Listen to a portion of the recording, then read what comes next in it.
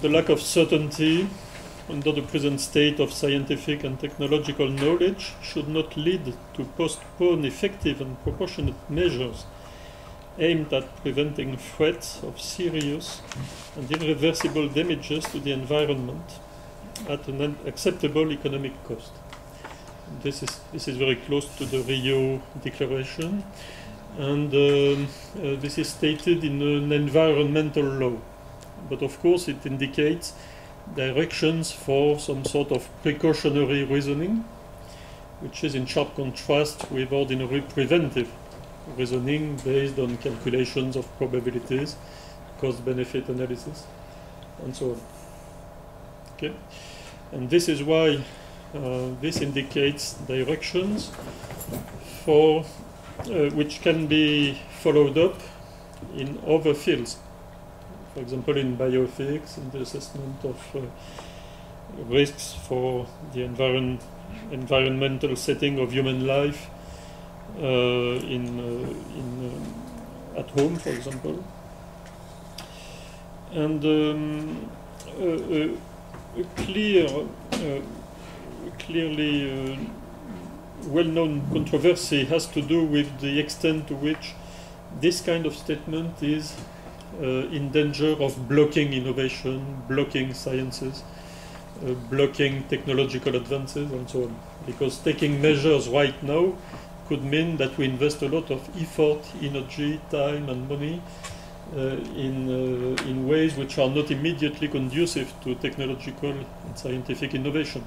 So there is a risk of going into the direction of Jonas-type argument, just like in Hans Jonas' book on the principal responsibility, which is in fact one of the sources of precautionary reasoning as we find it in today's world.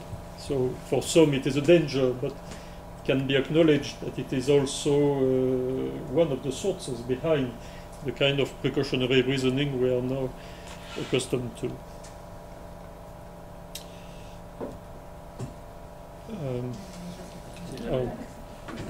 Cancela. Yeah. Cancela.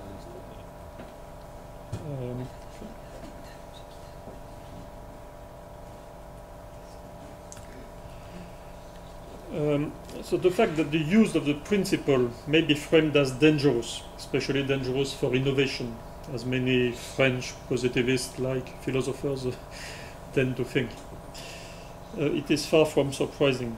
Along with numerous practical or constitutional principles, it is best expressed through statements in the format "do not do," or "it should not be done," or "it should not be done without taking very serious and costly measures beforehand," and so on. And we have tried to identify key features of reasoning about the use of the principle with a view to charting alternative patterns of reasoning. So in our mind, this is part of an effort to sort out some of the messes in the practical controversies, especially day-to-day and political controversies, to do with the use of the principle. So substantial insights are perhaps to be gained looking at the serious parts of day-to-day negative arguments. Precautionary principle is exposed to pieces of criticism which may well be instructive for the purposes of clarifying a number of normative requirements which apply to ethical or prudential principles more generally. So we have in mind some kind of prudent, inductive generalization if it is possible. First, very influential criticism is that there might be something wrong concerning the balance between the cardinality of two sets of actions, those actions which are a priori ruled out and those which can be chosen in the future if they are well supported by argument or cost-benefit analysis. The idea is that when applying the principle, we are at risk of a priori ruling out interesting opportunities for the present and for the future, with suboptimal results in the end. this out of excessive prudence, excessive precaution. And this largely follows from the irreversibility objective motive, which screens off detailed calculations.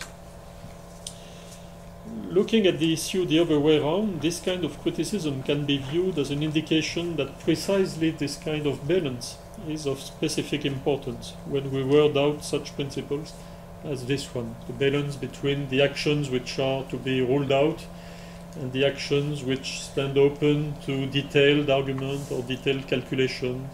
Are they good or bad, etc.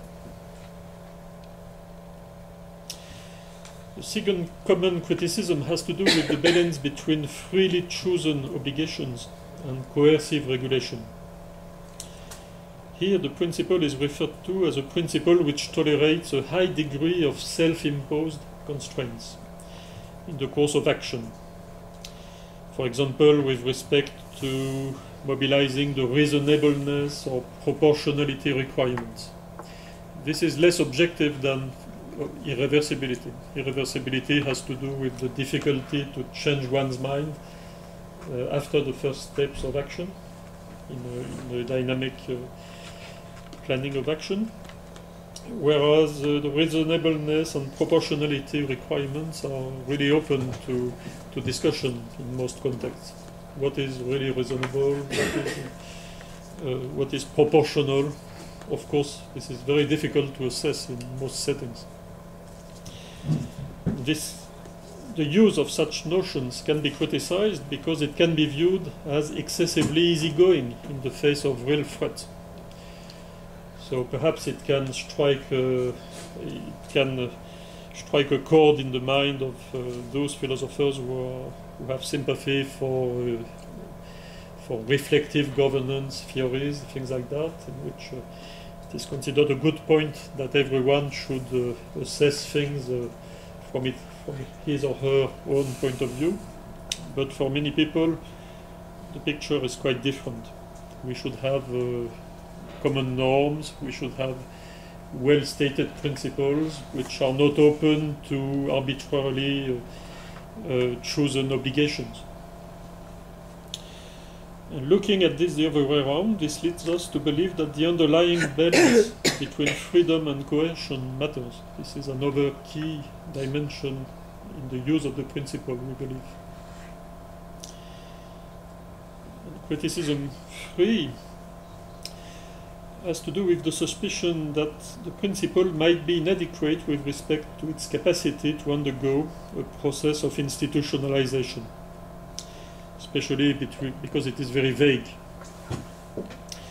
As a general moral or prudential principle, it is supposed to be ill-suited for institutionalization, because it lacks precision, with the result that the possible ways of institutionalization will leave too much to social arrangements and ad libitum interpretations, which won't be specified in public norms. And so this is a problem for publicity. And this property is not independent, in our view, from the distinction to be made between prevention and precaution. In many cases, the distinction between the two notions is far from clear, admittedly, because even when prevention speech seems inappropriate, for example, because we lack knowledge of probabilities of risks, serious hazard is still the proper object of concern, not just the management of fluxes of information. A real distinction, however, is to be found in the presence or absence of notable scientific controversy. This gives a clear, practical reason for political or administrative authorities to make a distinction. A common criticism is that the precautionary principle by nature stands open to arbitrary interpretations, but respecting ambiguity seems inevitable when scientific advice is not unified, when the scientists of the concerned disciplines do not agree among themselves.